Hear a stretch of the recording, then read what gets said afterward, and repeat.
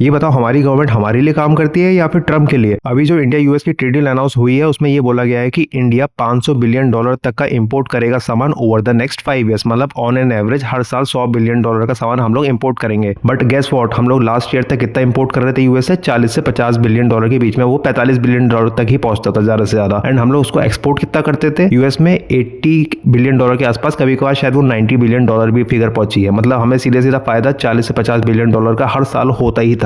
अब जब ये बताओ हम लोग जब $100 बिलियन का इंपोर्ट करेंगे तो हम लोग एक्सपोर्ट में कहां से मार्जिन बचाएंगे? एंड दूसरी चीज, अभी 5 दिन पहले बजट अनाउंस हुआ था, उसमें ये बोला गया था कि जो भी इंडिया में डेटा सेंटर एस्टेब्लिश करेगा उसको 2047 तक टैक्स कंसेशन मिलेगा, मतलब टैक्स एग्जम्पशन ही था वो। एंड जब अभी ट्रेड डील अनाउंस होती है तो उसमें ये बोला गया कि इंडिया जीपीयू एंड सेमीकंडक्टर वगैरह इंपोर्ट करेगा फॉर डेटा सेंटर्स, जो कि बाहर की कंपनियां ऑब्वियस है कि आके इंडिया में आके लगाएंगी डेटा सेंटर। पर मिडिल क्लास को क्या मिला था बजट में? कुछ भी नहीं।